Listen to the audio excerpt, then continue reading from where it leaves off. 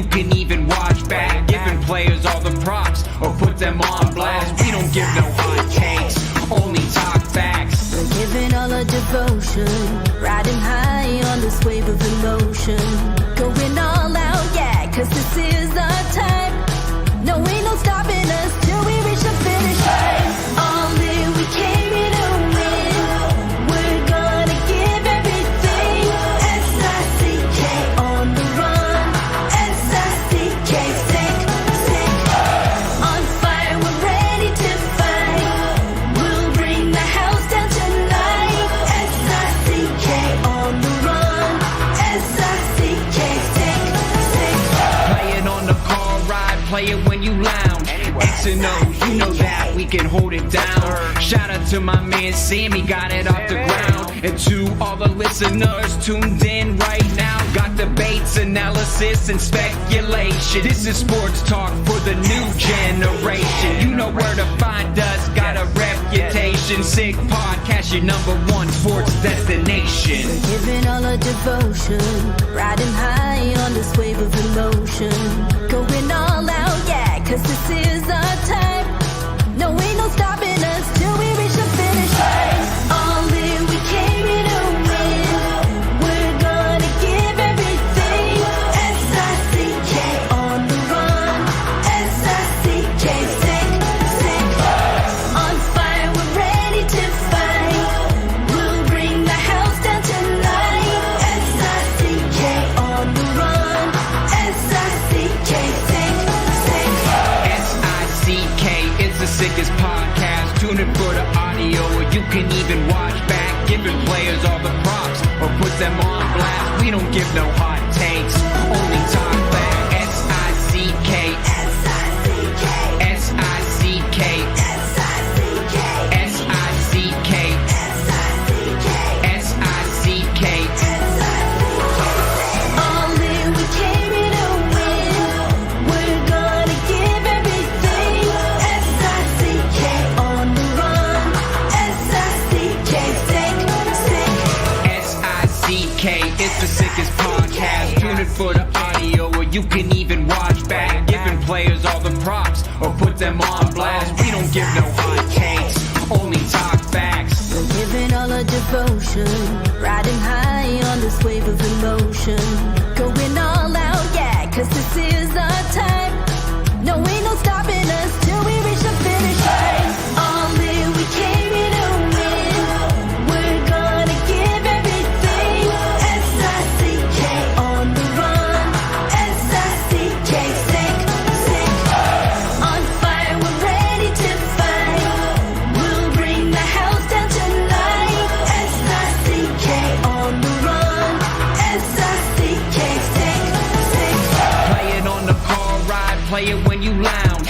X and O's, you know that we can hold it down. Shout out to my man Sammy, got it off the ground. And to all the listeners tuned in right now, got debates, analysis, and speculation. This is sports talk for the new generation. You know where to find us, got a reputation. Sick podcast, your #1 sports destination. Giving all our devotion, going all out, yeah, 'cause this is our time. No, ain't no stopping us till we reach the finish line. All in, we came here to win. We're gonna give everything. S-I-C-K on the run. S-I-C-K, sick. On fire, we're ready to fight. We'll bring the house down tonight. S-I-C-K on the run. S-I-C-K, sick.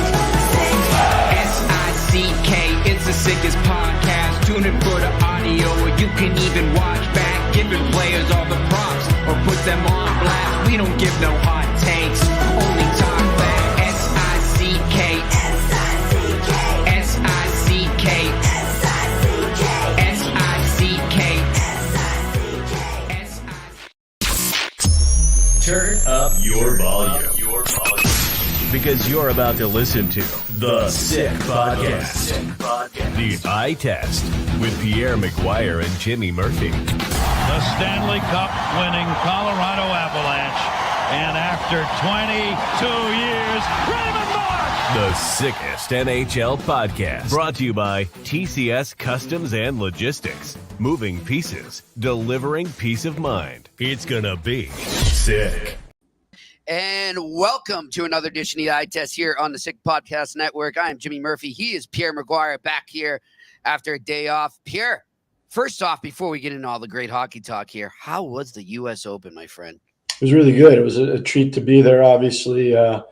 A huge thrill for me and for my family. Knew one of the players that was playing it as an amateur. I won't disclose names, but had a great visit with his family and just enjoyed my day down at Newport Country Club. And it's an amazing venue for a U.S. Open. It really is amazing. I bet. And how was the weather there? Spectacular. Oh, that's good. Yeah, not 112 like it is here in Vegas. But it's a dry heat in Vegas, right, Jimmy? Yeah, Pierre, though, the longer I'm here, though, this dry heat thing to me is overrated. It's still hot. You walk outside and it's like, whoa. But you know what? It's great because pretty much you're bouncing around at different venues for the draft and everything's AC'd, so it's no big deal. I feel that I have to work in this heat, though. Yeah, but you need to remember the draft is the second most important date on the NHL calendar. Oh, it is. The first date that's the most important is the day the Stanley Cup's been awarded. So you're going to actually witness the same thing, number one and number two, over the course of a 5-day period, which is amazing. It's amazing. The third most important day is going to happen on Monday, free agency day. Exactly. And the fourth most important date is the day that the season starts. So you're fortunate that you're at the second most important date of the NHL calendar. For sure. And you know what, Pierre? It's great because the whole hockey community is here. And as we know, unfortunately, as we were discussing yesterday when you were in here, this is the last centralized draft we're going to have as of now. Everything's going to go remote next year. So I think there's been an extra sort of buzz and appreciation of being all in the same place at one time, whether it's the agents, the scouts, the management, the players about to be drafted, the players that were given awards last night. I think there's a good vibe around the league right now here in Vegas, and it's been special to be here. You're absolutely right, Pierre. One thing I got to say, Pierre, is we look at this draft. All right, let's get right to this. We all know, you're sure bet that you've been saying for months now, who's going to go number one. But after that, I mean, it to me is still a crapshoot. It really is just a toss-up. It's so many different picks. You can say, well, this guy makes a lot of sense for that team, or this guy makes sense. But when it comes down to it, I don't think anyone really knows 100% after that number one pick what's going to happen. How about you, Pierre? Well, unless you're on the inside, you don't. The people in Chicago know what they're doing at 2. Anaheim knows what they're doing at 3 because they figured out Celebrini's going 1. I think they have a real good feel for what Chicago wants to do at 2. And Anaheim knows what they want to do at 3. And after that, I think it's all off the wall. You just don't know. And what I would say even more, Jimmy, is after 10, I think it becomes an unbelievably difficult exercise to try to figure out. So I know there's tons of really competent people doing mock drafts. I know there are tons of really smart people doing draft. I get all that, but this is one of the more difficult drafts to try to measure and say, yeah, he's going here. Yeah, he's going here. Yeah, I see the fit there. You can't do that with this draft. It's all over the board. And it's interesting. I'm here, obviously, with the Sick Media crew. We are live at the Venetian Hotel here in Vegas. And I was talking to a couple of them, and, they wanted to go over to the sports books here in Vegas, Pierre, to kind of bet on who would go where. There's nothing available. And I'm wondering if at first people are like, oh, well, that's just people, the sports gambling world not respecting hockey enough, or it not being popular enough to have those type of bets available. But Pierre, I'm wondering, as we're just saying, is it because of that? Is it because that it's just such a toss-up in so many areas that maybe the odds makers are just like, you know what, we just can't do it? Well, it's not just that. I don't think the odds maker know the game enough. They know the games. They don't know the players. It's not their fault. Especially the process. Somebody could have got ahead of this by hiring a professional. They could have. And I mean a professional that really is in the scouting business. Now, that person couldn't disclose who they are because then you would hurt your credibility long term. But I think if they would have been wise, they would have thought about that. Because I think there is a way to make this an interesting thing. And where I stand on a lot of this stuff. But I think if you really want to take it to the level that the NHL has been trying to take it, you would have had some of these people surrounded with people that understand the player procurement business. Yep. Good point there. Good point there. Well, listen, Pierre, we are going to be joined shortly by your friend and mine and agent Matt Keator will be joining us. I'm looking forward to that. And obviously one thing we'll bring up with him, Pierre, will be defenseman Brandon Montour, who is set to become an unrestricted free agent on Monday. I was just looking at his client list, though, Pierre, and it is so impressive what Matt's got in his stable there of players. This guy's got. I'm looking at right now, Adam Fox, Pierre, Brandon Montour, Chris Kreider, Alex Killorn, Nate Schmidt, Garnet Hathaway, and the list goes on. And one thing I want to talk to Matt. How you start when you start as an agent, how you start to build that list and how you branch it out. Yeah. So, Jimmy, one of the things you need to know is Matt got to start working for the Bartlett Hockey Group. He worked for Steve Bartlett, who's been doing it a long time. And Steve actually represented me a couple different times on contracts back when agents could actually represent people that were working on the team side. They can't do that anymore. So no, then they're a very reputable group. And then Matt chose to go on his own, and he's built a tremendous business. He's built an unbelievable business. And, I'm proud to call him a friend. I grew up with Matt in the scouting business. Matt was a real good scout. Ronnie Caron hired Matt to work in St. Louis with him. And Matt, wow. really good work there. And Matt and Peter Stastny became very, very good friends when they were working in St. Louis. And then obviously one of Matt's clients was Paul Stastny, Peter's son. So, you can go. It's a cool way that Matt's built his business. I have a lot of respect for what he's done to build his business. For sure.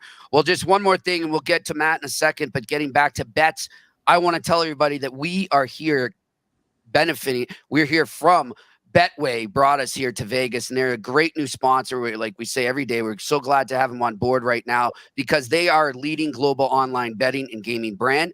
You got to go over there right now, follow your gut instinct, and go with Betway. Go to betway.com or scan that QR code right in front of you to join the action. You must be 18 plus and you must play responsibly. We'll have some fun, a little, just one final time. Pierre will do a sick pick. I'll kind of toss some names out there. We'll see where they land in the top 10. But like I said, I'm going to be straight out honest. I don't know. It's just like you said, after 3 or even after you get out of that top 10, it is a wild card in so many levels here. One thing, though, Pierre, that I love is seeing these kids. I bumped into a few kids coming in when we flew in at the airport that are going to hopefully be drafted tonight or tomorrow. And just I don't know how to describe. You see that look in their eyes, Pierre, and I'm sure you've seen it. Whether it's been as a coach, as an announcer, as a management type, that they know their life is about to change, and this is a momentous occasion for them. It's really cool when you take a step back. I mean, we can sit here and analyze all who should go at what pick and what attributes each player has, but when you take a step back and you appreciate what this means to them, it's something special. It is. It's an amazing moment. That's why I call it the second most important date on the NHL calendar. And for most of those young men that are going to be there, this is the most important day of their life. Now, I'm sure Matt Keator will tell you because he had Leo Carlsson go last year to Anaheim at 2. So he didn't have to wait long for his priority guy to go. And then obviously Ryan Leonard went at 9, and that's, amazing. So you look at it, Matt's got, again, we talk about the stable that he's built up. But here's the thing, Jimmy, and this is really important. All these guys get picked, and it's great. It's an amazing accomplishment. The work is just starting now. Oh, yeah. Now it gets harder. Mm-hmm. And what a lot of them are going to find out come Monday when all the development camps start, or Tuesday when some of them start, what they're going to find out is, they thought they were working hard, and then they go to a pro dev camp and they realize, oh my gosh, I'm not even close. Yeah. So this is where I'm telling you right now, this is the big moment in a lot of their careers. Some of them will do it the right way, and some of them will do it the wrong way. Mm-hmm. And the ones that do it the wrong way, they don't last very long. And so this is a magical moment for them. But if they don't do it right, and Matt can tell you this, then it becomes a problem. Okay, so that's a great point, and I totally agree, Pierre.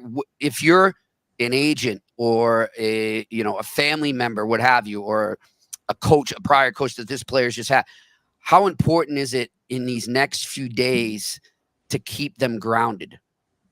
Well, really important. So most of the teams will have a dinner or a function in a suite, whether it's tonight for the first rounders or tomorrow for all the draft picks. But it's really important, whomever the representative is, to sit down with the player and the parent at some point, whether it's over coffee, whether it's over breakfast, whether it's over dinner, it doesn't matter, and just explain to them the fine tuning that goes into this whole process. Mm-hmm. It's not just something that, oh yeah, well, I got drafted and I'm going to sign with the New York Rangers tomorrow. That's not how it works. No. So it's a real difficult thing, and it's a long journey. This is the first big step for a lot of these guys. First big All step. right. Well, let's bring in Agent Matt Keator right now here. Join us on the Eye Test on the Sick Podcast Network. Hey, Matt, how you doing? I'm doing great, Jimmy and Pierre. How are you? We're great. Look This at is that. awesome. What are you wearing there? Well, look what I have behind me. Oh, There we go. I got I've the been in strip. that hotel once or twice where you're staying, so I. Yeah, no, I'm at the Encore, which is right near the Spear, Mhm. and haven't really been enjoying Vegas very much because we've had a lot of meetings and phone calls and everything else. The calendar this year is absolutely crazy, and a lot of people are upset because you go from Game 7 on Monday night. Wednesday, Board of Governors in New York, not even here in Vegas. So guys were flying all over the place. Thursday awards, first round tonight, 2 through 7 tomorrow, and then Monday free agency. So it's been a crazy whirlwind schedule. So And in the middle of that too, didn't the NHLPA convene as well? Didn't they have a meeting? they've got their executive committee meetings here. I've got Henry Thrun and Nate Schmidt and a few other of my clients here. So yeah, it's been busy, but a lot of fun. I mean, if everyone has a passion for this business, then they all want to be here and participate. So no matter what they throw at us, we'll enjoy it. Exactly. It's interesting, Matt. I wish we'd share that picture of he and Brandon Montour, who's going to be a free agent on July 1st, holding the Stanley Cup. Now, it's not Matt's first client to win the cup, by the way, but he looks really comfortable holding that cup with Mr. Montour. Yeah, it was a lot of fun. I try to be there for clinching games for guys, and I've been on the ice in the past, whether it's been like Ron Hainsey or Scott Darling or Zdeno Chara in Vancouver. But it's kind of fun to do and share that with them, because as an agent, you're really sharing their journey with them. And you start with, like, I started with Blake Wheeler when he was 15 years old, and now he's 37 years old, married with 3 kids. So, it's all, part of the journey. I heard you before I came on talking about the draft and what a huge day it is. And, in the end, Jimmy, like, the draft's just a pat on the back along the way. And I tell kids all the time, it really doesn't define you as a player. Really the hard work begins now once you're identified and drafted in order to earn that contract. Because with the exception of the first round, everyone else is kind of on an even playing field. If you're a second rounder or a fourth rounder or a sixth rounder, it doesn't really matter. Nate Schmidt, a guy I mentioned I was with yesterday, he didn't even get drafted. And he makes $6 million a year for the last 6 years. So, you can have a great career no matter where you're picked. And the draft, as I said to got a couple Swedes here, Jack Berglund and Noel Franzen. I said the draft is not to define you at all. It doesn't define you at all. So you just got to put things in perspective, and if they have the right perspective, then they'll use this as a motivation. I want every kid who sees a guy walk up to the stage before him, get pissed off, have a chip on his shoulder, and want to work even harder because he knows he should have gone higher. Yep. So that's what I like. That's good. You mentioned how condensed the schedule is right now with the cup, the draft, and free agency. As an agent, how far in advance, maybe more than normal, did you start to prepare for that in anticipation of how crazy it will be? No, I start months in advance with free agency. I'll use an example. Like Brandon Montour, I met with him in late January, early February. I did it with Alex Killorn last year. I've done it with all the guys. And we actually talk about the process. We talk about what organizations he would like if he doesn't sign. The number one thing is to re-sign with the clubs that they're in. Like, Killorn wanted to be in Tampa. They didn't have the money. Brandon wants to stay in Florida. May or may not work out. We'll figure that out in the next couple of days. But they want to stay. But if it's not, I want to be prepared ahead of time. So we'll put a list together and have an idea of what teams he might be interested in. And then he throws that off to the side. We don't even talk about it. Mm-hmm. So I talked to Brandon like early February about it, maybe referenced it quickly, passing in conversation. Like we'll talk at the end of the year. And that's what we did. And then we had lunch. He won the cup Monday.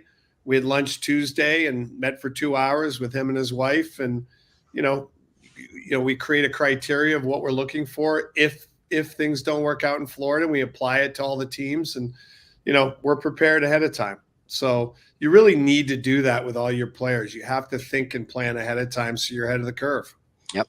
One of the things you were ahead of the curve on was Leo Carlsson when he got drafted in Anaheim, and I'd love for you to share some of your philosophies and your interaction with the Anaheim Ducks after Leo got drafted last year. So Leo got drafted, and they immediately wanted to sign him and put him in the NHL. I was totally against it. Life's a journey, not a race. Like, this isn't a race. Like, the idea is not to be the first one there, is to stay the longest and be prepared, to be there the longest. And, Pat Verbeek and I started talking more and more. I thought he probably should have gone back to Sweden and played one more year, played in the World Juniors, in Sweden, and really rounded his body off and prepared for it. Now, Verbeek has a sports science guy who we spent some time with, and with all of us talking, we created the Leo plan where they played him only 2 games a week from early October until late December. And those other days he was training hard, and he put on 10 pounds during the season, which is very hard to happen. Impossible. But, Leo's 6'3" and he's already 200 pounds, still got injured.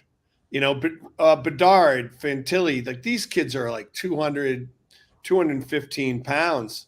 And they, all of them got injured. And the league is so hard for anyone under the age of 20, 18, 19-year-olds to play. So, the kids that are jumping in too early, they're gonna struggle. I'm not gonna say who. They're gonna struggle, I think. Do you think what they did with Leo, do you see that becoming a trend with other teams? I think so. I mean, I've had multiple teams call me and ask me, what exactly did you guys do again? And I know Anaheim wasn't going to share it. So, I gave people the broad strokes. You can go online and read about it in the media, but yeah, it's probably a good way to do it, but it's still some risk attached to it. Yeah.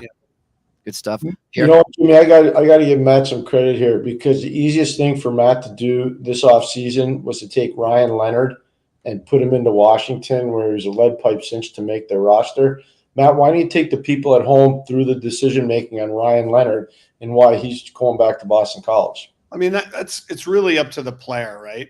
And what he values and what he wants to do. And I think Greg Brown did a good job just kind of giving examples, and myself and others around him, he's looking for advice from. I think he took it all in, talked to his brother, John, who waited the extra year, and stayed through junior year. And I think he's a really smart kid who figured out the best path for himself. And this is the best path. And, you'd rather be overcooked than undercooked. Yeah. And, I think he's going to be more than ready after this year. But we'll see. That's going to be up to him in terms of how he plays. But they're going to have a great team at BC this year. It's going to be fun to watch. Very well. Matt, have you found, do you see more younger players choosing to do that as we go on here? Maybe saying, maybe it isn't such a bad idea to go back. Like you said, I don't have to rush this. I can take my time. It really depends. It really depends. Yeah. Really situational. Who's giving you the advice? You got a lot of agents that are just dying for the commission. They want to get guys in and start building off of their name. And I don't know. I don't need the commission. I want the kid to play for 15, 20 years. That's all that matters to me. So, every case is different, I think. I've had success with Chris Kreider staying that extra year, Adam Fox staying that extra year. Alex Killorn was 5 years after he was drafted before he turned pro. So, again, it's a journey, not a race. And the more base you have, the better, physically, mentally, maturity-wise, and everything else. So I'm not going to ask you to talk about other guys' clients who are eligible for the draft because I know you wouldn't comment, and I think it'd be an inappropriate question. So what I will ask is, the draft order, and we all know Macklin Celebrini is the only guy that everybody knows is going to San Jose.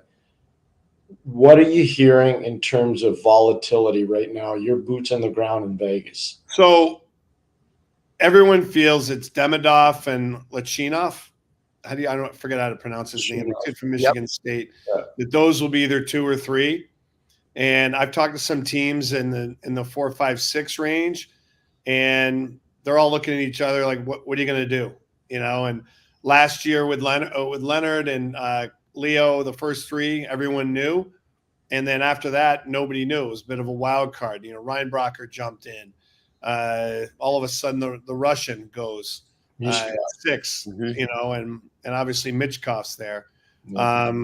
There's some wild card players, apparently, Yzerman and others, who might end up anywhere. So I don't know how it's going to pan out. It's going to be fun. It's always fun to watch. And right after we hang up, I'm going to go over to it. And the Sphere is going to be never been there. Can't wait, because I think they're going to put on quite a show. Oh, they will. Matt, one of the things that I think a lot of people were anticipating, we've seen a good volume of it, but because of the cap going up and just so many, everything being condensed, as we said to start off this episode, was a lot of trade activity. What we've seen now, are you surprised? Was it expected? Where do you stand on that, and where we are right now? It's interesting. This is my 35th draft, Jim. And so it's not my first rodeo. In the old days, the rumors, as Pierre knows, used to be around the bar at the local, whatever hotel we were all staying at. And that was it, and people would print maybe a rumor the next day, and it would just be amongst all of us talking. Now with social media, it's broadcast throughout the world, in terms of everyone hearing it and everything else. Every draft's different. Every draft, everyone's talking about rumors, who's going what, who's getting traded, where are the free agents signing, and all this stuff. And it's hard to predict. There could be a run on trades. There couldn't be. I mean, who knows? It really varies. It's really hard to predict. But every year there's a lot of talk because, you know what? The GMs are doing their jobs. Yep. They're kicking tires all over the place. Same with free agency. There's a lot of rumors. But until you get to July 1, we're not going to know on that front either. Yep. So. Yeah, but Jimmy, I want to give Matt some credit here because I think Matt understands because he was a scout. He was on the other side. Not every agent was on the other side. Right. So one of the things Matt's done really well, I'll utilize Henry Thrun as an example because Matt brought his name up. He was originally drafted by Anaheim. Matt got him traded to San Jose. Adam Fox was originally drafted by Calgary. Eventually, he got him traded to the New York Rangers. So I think it's important to talk about, Jimmy, with Matt. How do you apply pressure points, and how do you find the best place for your client? I mean, that started with a rule that I helped create years ago with Bobby Geffert back in 2007. You're really from Providence, Jimmy, just so you know. Okay. Yeah, Bobby was at Providence. Little issue, Bobby got kicked out of Providence and had to sit out a year. That took up 3 years. And then he still had 2 more years of eligibility afterwards. So they held his rights for 5 full years. Wow. In Pittsburgh with Ray, your buddy, and Ray Shiro. And we argued that it should only be 4 years. And we were able to get the rule changed in the CBA. And I was able to, have that rule implemented and used it with Blake Wheeler to get him to Boston the year after.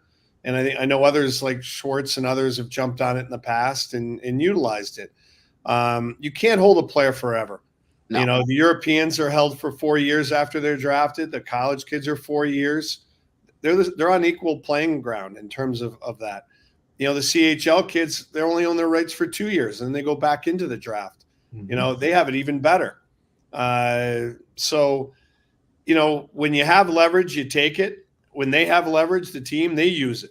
And everybody smiles and goes about their business, the way it is. But every organization's different. Every player's different. And you have to do right for your client to put them in the best position to succeed.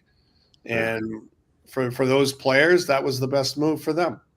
Matt and Pierre, I'd like you to answer this one too. For you guys, which is the most memorable draft day trade that really stands out to you over the years, whether, Pierre, it was in management or you as a coach, in the media, and I guess obviously, Matt, you being an agent, what's the biggest one you remember?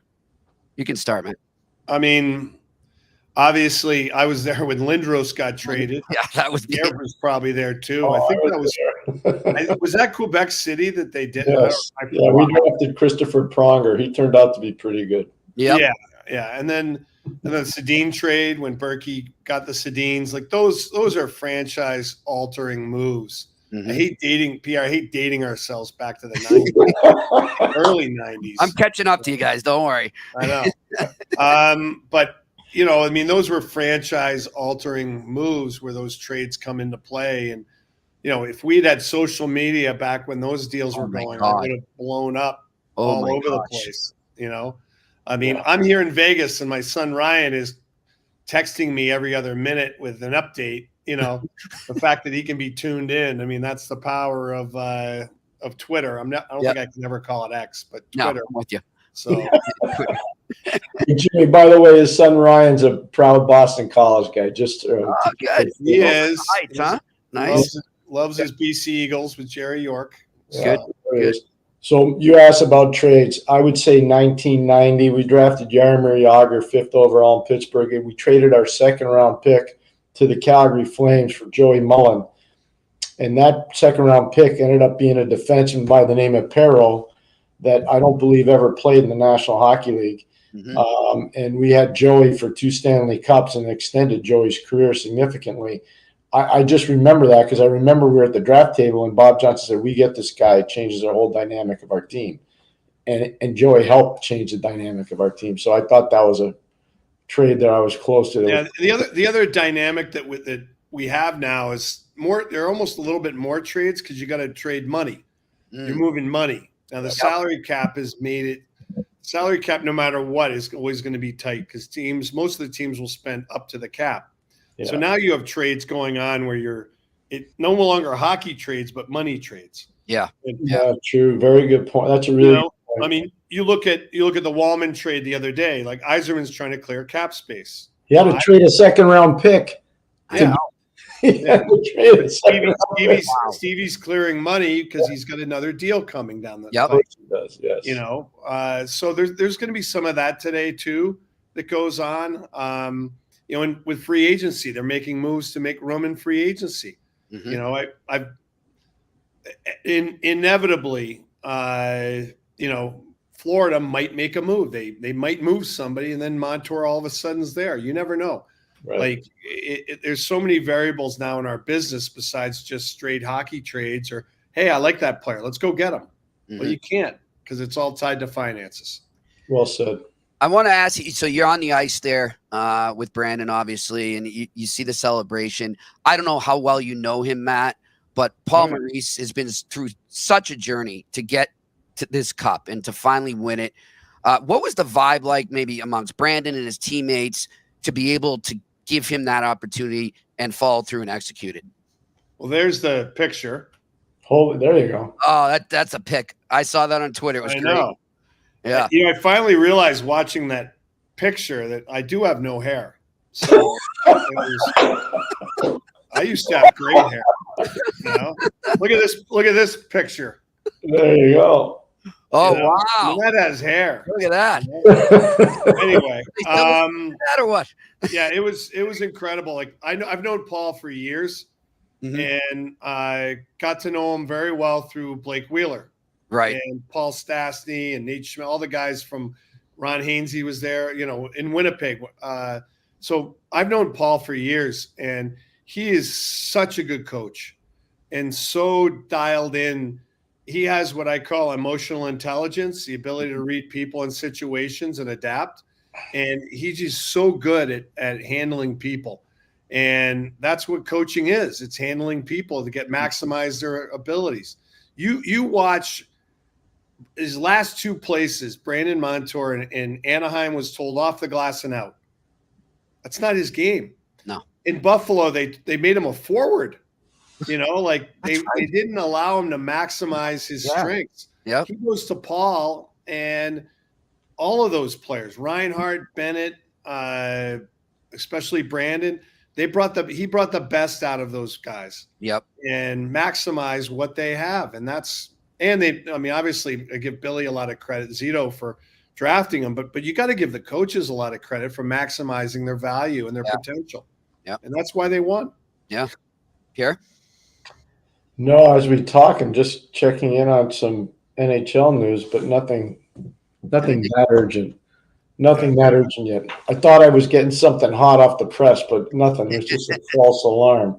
There you go. You know what here's what I would say, Jimmy, because again, knowing Matt, full disclosure, a long time, the one thing I know is like Brandon Montour will be serviced amazingly well by his representation. And what I think is going to happen, because there's such a shortage of power play guys and the importance of power play, Matt, I don't know if you want to comment or not, but I think there's going to be an overpay just because the competition to get a player like that is so critical. And I don't know if you agree with me or not. I hope so. I don't know. We'll see. We'll see on Monday, when we get to that point. There's definitely going to be a lot of interest in him. And, but it's not just, hey, go to the team with the most money. He's got to fit the criteria that we put together back in, February of what are you looking for, not only as a player, but as a family, and he's got a young boy with another baby on the way. And, there's many more considerations to it. The other thing too is taxes are involved. Cost of living is involved. Mm-hmm. There's so many different factors of why you would choose one city over another. Chance to win, chance to be a leader, all of these things. When I went through it with Chara back in 2006 with Boston, there was Boston, New York, LA, we put together the same list, of criteria of what we were looking for, and Boston checked all the boxes. So that's what you want to find, the place that checks the most boxes, where your family's going to feel good, you're going to be a leader, and you have a chance to win. That's really what you're looking for. Love it. Love it. Matt, before we let you go here, just one more thing. I'm glad you brought up Chara there too. Is he one of those players, and if you had another one you can think of off the top of your head, that just changed a franchise, the direction of a franchise? How great was it to see one of your clients be able to take part in that? I mean, because they were going down. They were not in a good direction. I've read places that it's the best free agent signing by a team ever. In terms of franchise altering the culture, it's got to be up there. Yeah. Because, he took a team that was, like you say, on that downward spiral. But like the first year he was there, it wasn't a bed of roses. Nope. They didn't have the right coach. Z was trying to do too much as captain right away. He was feeling his way. And I think after that, going into the second year when Claude got there and the way they started to gel and Bergie started coming on, then he figured out the captaincy. And we've talked about that a lot. Yeah. And I think once he figured out that captaincy, the culture built every year, got better and better. Not only did he led by example first and foremost, but also with words and deeds. But the example factor was his main thing. The pull-up contest. His first year, he beat everybody by 20. A year later, guys were starting to come up on him. 2 or 3 years later, they were beating him.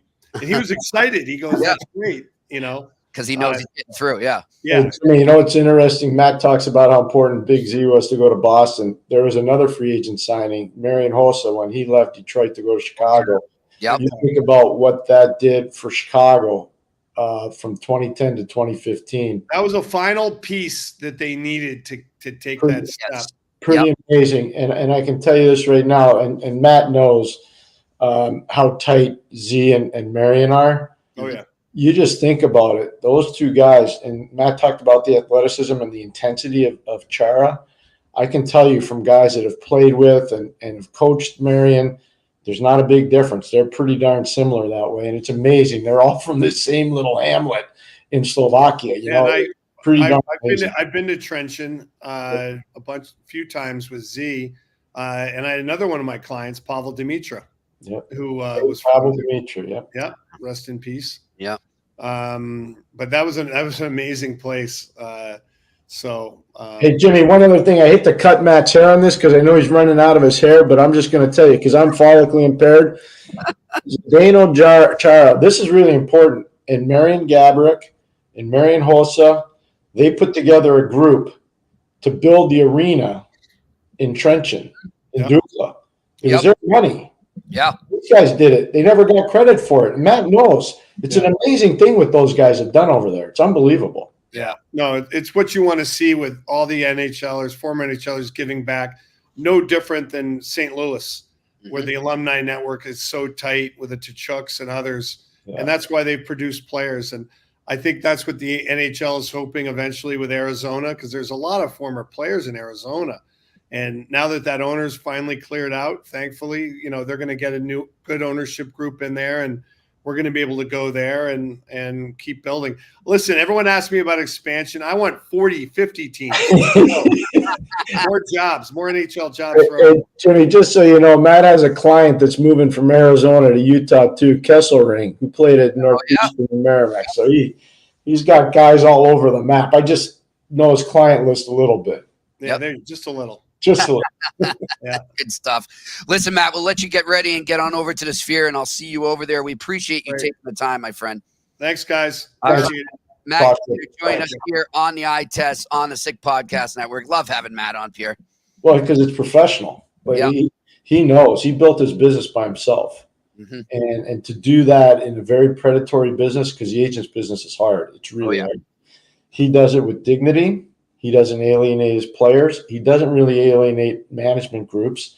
He can have some hard negotiations. But I can tell you firsthand, because he represents my son as a family advisor at this point, and I'm really impressed by the way he does his business. You know what I loved what he said, Pierre, was I don't care about the commission. I want these guys playing for 15 to 20 years. That stuck with me right there. Yeah, I can speak to it from personal experience. Yeah. My son could have not gone back to school next year and signed with, a couple teams. Mm-hmm. Chose to go back to school because that's the best thing for him. Mm-hmm. And Matt was a big part of that. So Matt's not lying on that. He's telling the truth. All right. Well, listen, we've got a lot of questions, a lot of draft talk lining up over there in the comments section. So before we get to that, let's tell you about our other sponsor, TCS Customs and Logistics. Unlock the full potential of your shipping operation with TCS Customs and Logistics. From around the corner to around the world, flatbeds to air freight, customs clearance to drawback consulting. TCS is a one-stop shop for all things transport, moving pieces and delivering a peace of mind. For no obligation customs or freight quote, contact sickpodcast at shiptcs.com. Again, that's sickpodcast at shiptcs.com. Let's get to our draft day questions here on a Friday. What do we got? John Smith. Hey, John. Hey, guys, I'd be interested in hearing your opinion on this goalie class as well as any others that may be coming in next year's draft. I heard that there are a few raw but decent Russian prospects. Pierre? Well, just trying to look at my list here. Mm-hmm. And I'm just going to try to tell you. What I do notice, Pierre, I'll say while you're looking at that, is that not a lot of, draft projection charts out there right now have a goalie in the first round. Right. Carter George is probably the best prospect on the list. The kid that plays for Owen Sound. Right now, I'd say there's a good chance he goes middle of the third round. That's what I'd say. Any college goalies, Pierre, that, maybe are undrafted right now that we should keep an eye on? Christian Kirst from UMass. Mm-hmm. He played in Zug, Swiss kid. Again, just going off the top of my head, he'd be a guy that, you'd be interested. But there's not most of those guys that are goalies. Like I'll use Curtis Joseph as an example. Right. They haven't already been drafted going into school. Mm-hmm. Chances are they're going to be free agents. Okay. You look at the Clay Stevenson gets signed out of Dartmouth, and he's just won a Calder Cup with Hershey.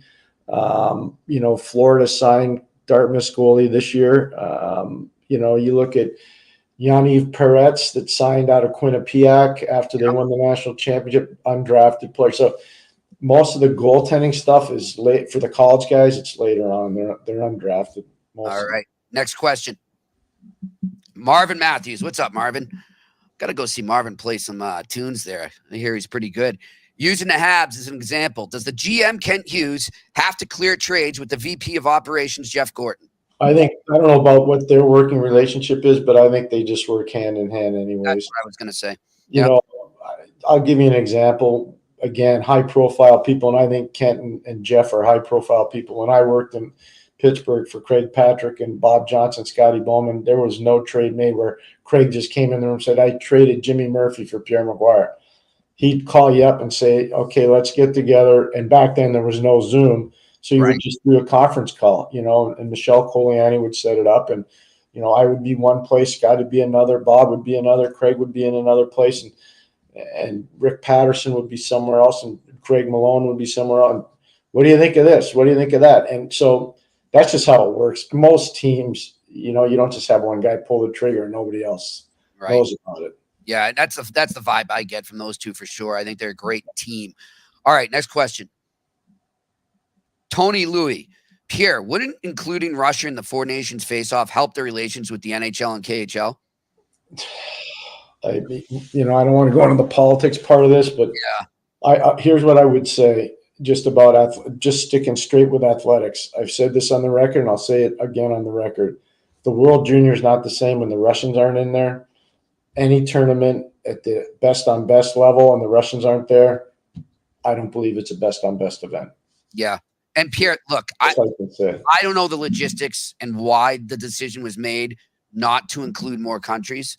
But I mean, I think David Pastrnak got it right. I don't know if you saw it, when this whole thing was announced about the Four Nations, he was pretty disappointed that there was no Czechia in there. And I mean, you think of all the great Czech players in the league right now and the ones that we've had in the past, that did kind of take me by surprise that it was just limited to the, USA, Canada, Sweden, and Finland, who, by the way, they all those players are available today, talking to the media. They named the 6 teams. How about Charlie McAvoy, Pierre? Make one of the first 6 named to Team USA. Never heard of the guy. Yeah.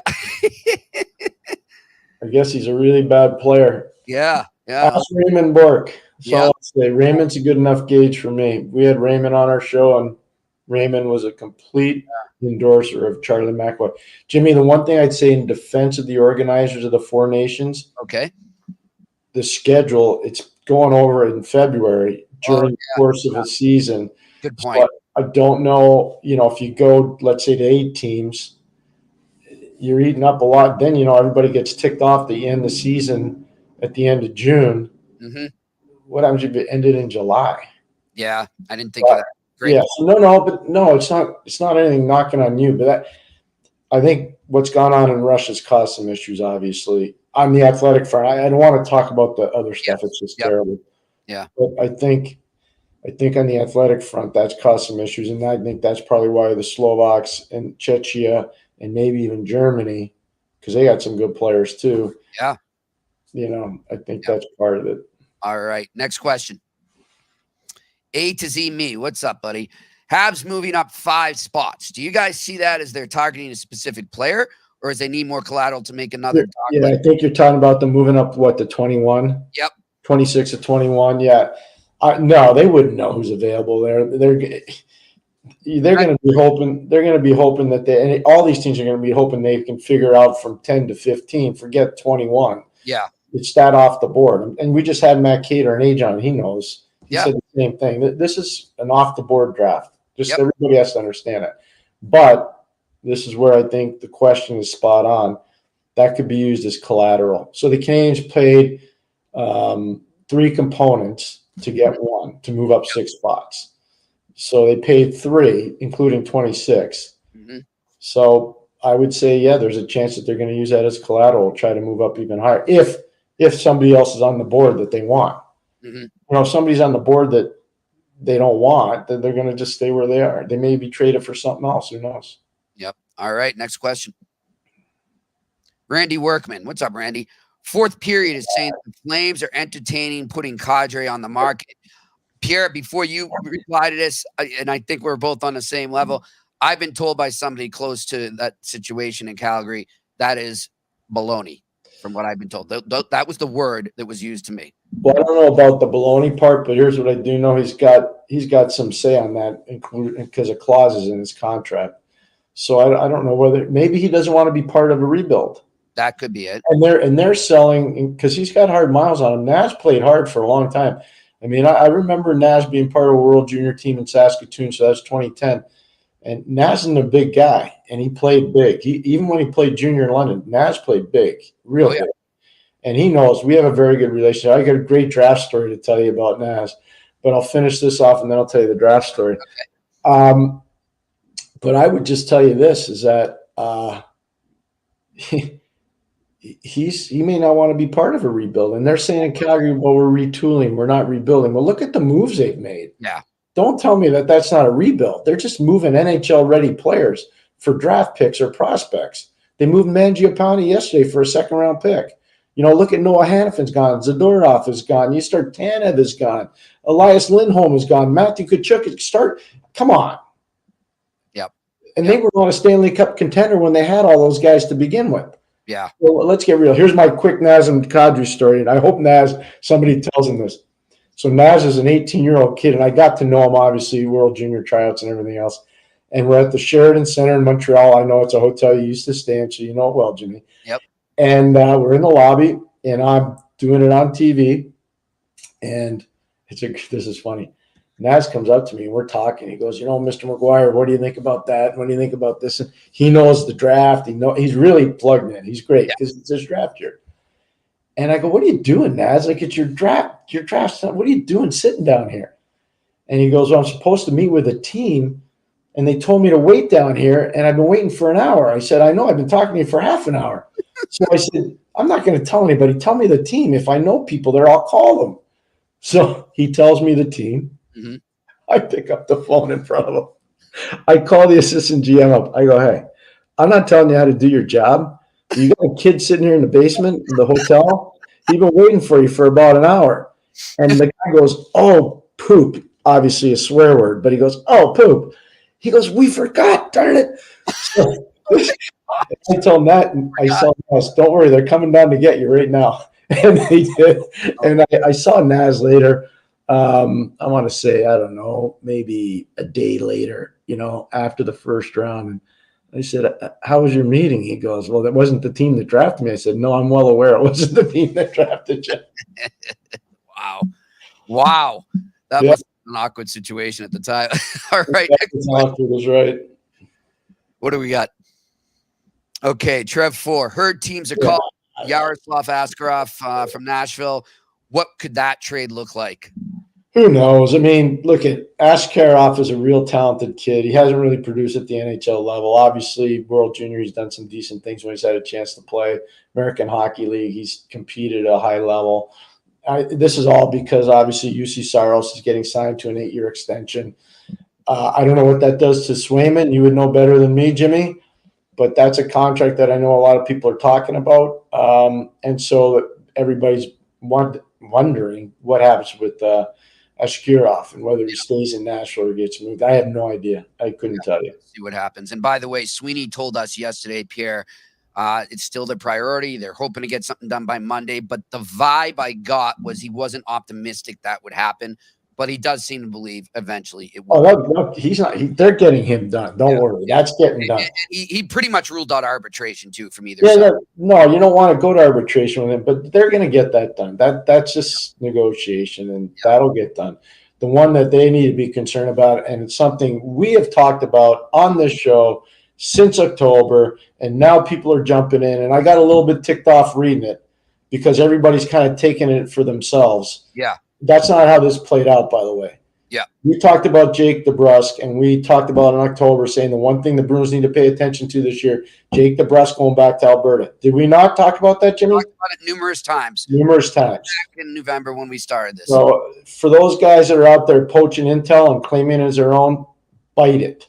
Yeah, I'm with you on that, Pierre, and that's been happening way too much this week, if you ask me. All right, next question.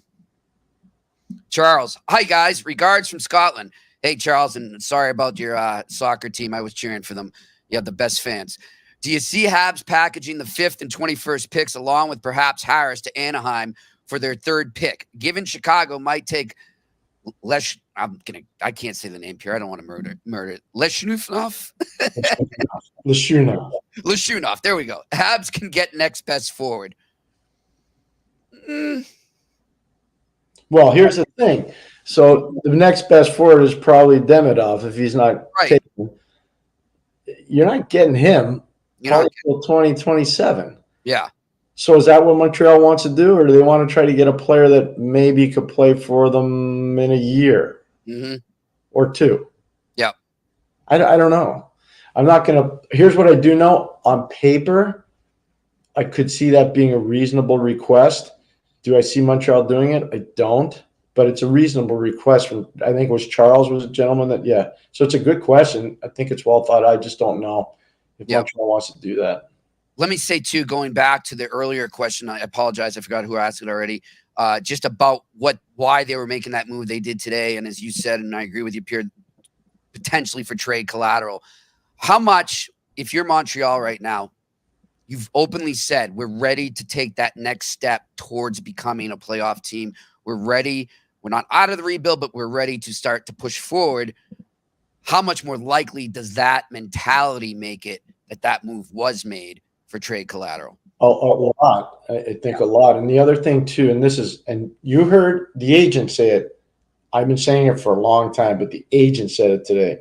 One of the things that goes into the thought process of negotiation on free agents, tax situations with respective teams.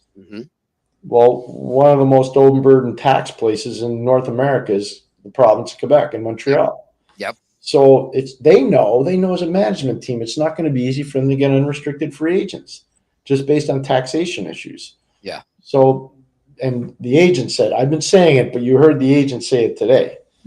So I think the Canadiens management team knows that. So they need to, if they're going to get live body NHL star type players, trade to get them. Yep, for sure. All right, next question. Bill Van Vagel. How contentious does it get in the draft war room? How hard do scouts pound the table, or has it already been arranged beforehand based on the scenario? It's a great question. I don't know. I can't speak for every team, but I've been in a lot of draft battle rooms, and they're battles. Oh, yeah. There's some really good battles. I know when Brian Burke was the assistant GM in Vancouver and Ronnie DeLorme was their chief scout, and Ronnie was a tough guy, boy. When he played, he was a tough guy, and Brian's a tough guy. And I know I heard legendary stories about some of the stuff that went on in the Vancouver meetings back in the 1980s and early 90s. I was involved in a couple that were pretty heated. The 1991 draft in Buffalo was a very heated moment at our draft table, whether we were going to take a Canadian physical player or take Marcus Naslund after the Rangers took Kovalev. And Scotty probably doesn't remember this, but he was a guy that supported me.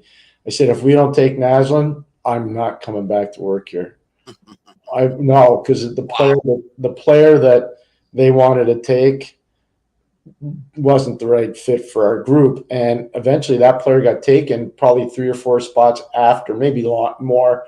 But I don't want to embarrass anybody. I'll just say that player did get taken in the first round and never really played. And obviously Naslund had an unbelievable career. Yeah, good stuff. All right, next question. Randy Workman, Jimmy and Pierre, what are the Sabres doing after that trade yesterday? What trade are we speaking of? What was the trade? I got it right here. I know Skinner got bought out, right? Oh, yeah, but they also they traded their 2024 first-round pick for the Sharks' 2024 first-round pick and a second-round pick in this draft as well. So they're at 14 and 42 now, and San Jose moved up to 11 with that trade. I don't know. I don't even know if they know. Yeah. The one thing I'd say about Buffalo, and Jimmy, we'll talk about this on Monday, Buffalo's front office is really stacked with USA Hockey people.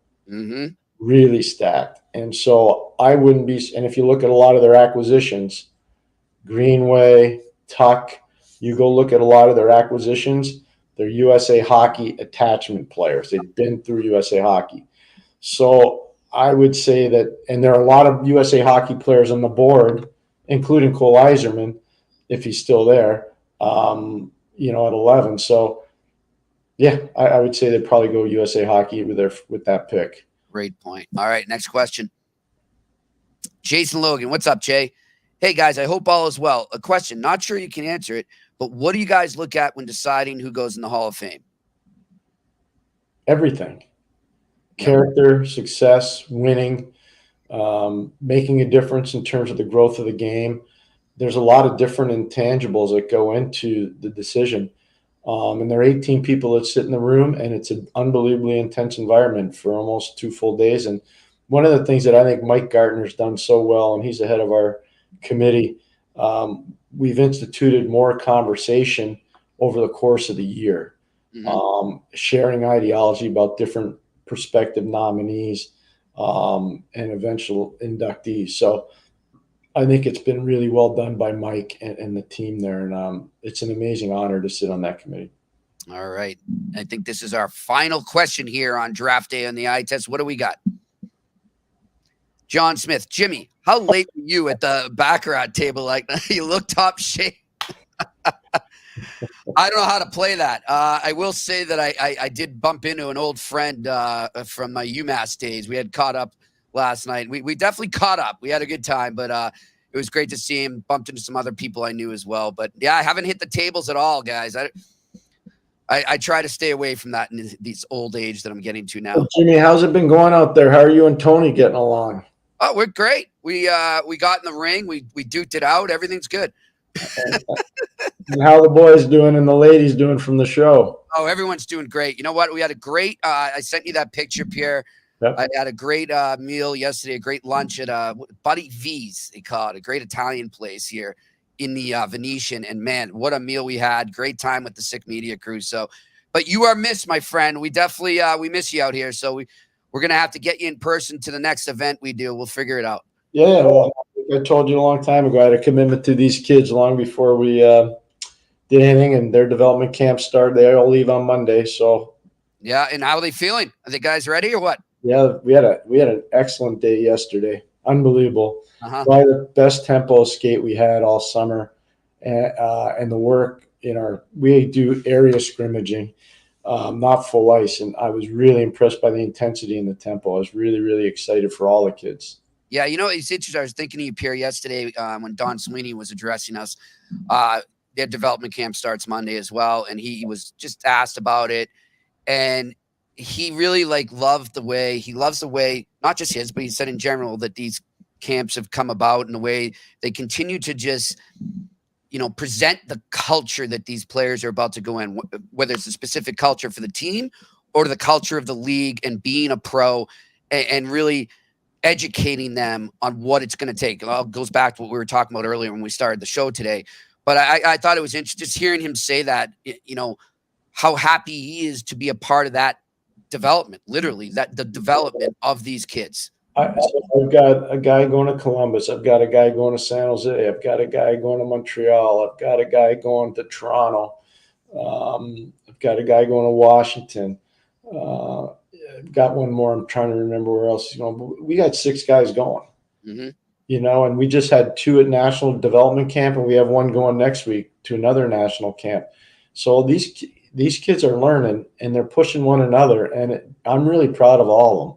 And I know we're not the only one doing it. Our group, there are people doing it all over the country, all over the world. But these kids are sacrificing a whack of stuff. I make them get to the rink at 6 o'clock in the morning. Yep. So if you're not behaving at night, you're not going to be able to come in the morning. And that's part of the toll you have to pay to get to where these guys want to get to. It's great. Good stuff. Well, listen, want to let everybody know we will be on Monday, but then we're taking a little break and we'll have more information on what our summer schedule will be like. But as we know, Monday is the opening of NHL free agency, so there'll be plenty to talk about because by the time we come on, it will have begun. It starts at noon on Monday, and we'll be a few hours deep into that. So looking forward to that. Pierre, glad you could join us today. We miss you, like I said, and I look forward to chatting you on Monday. I'm really proud of our team. You guys are doing unbelievable work out there. You're growing the brand. It's really, really something that I know that we have a lot of passion for. We can't thank Betway and TCS enough. They've been amazing. And even going back, Manscaped, they were fantastic with us. All the people have really believed in the show and the product. We'll just keep working as hard as we can to continue to grow it. We can't thank our viewers and listeners enough. Really grateful. Really grateful. I echo all of that sentiment. And again, great job by the Sick Media team here. I'll tell you, Pierre, Tony has been hustling. Every time I hop on Twitter, he's in a different location in the city here talking to somebody. So it's been a joy to watch. He's kicking butt. So good for him. Good for the Sick Podcast Network and good for the Eye Test. Thanks to everyone. We will talk to you on Monday for Free Agency Day here on the Eye Test on the Sick Podcast Network. And that's a wrap. Hope you don't miss us too much until next time. Follow the Eye Test with Pierre McGuire and Jimmy Murphy on YouTube, Facebook, Google Play, and Apple Podcasts. Brought to you by TCS Customs and Logistics. Moving pieces, delivering peace of mind.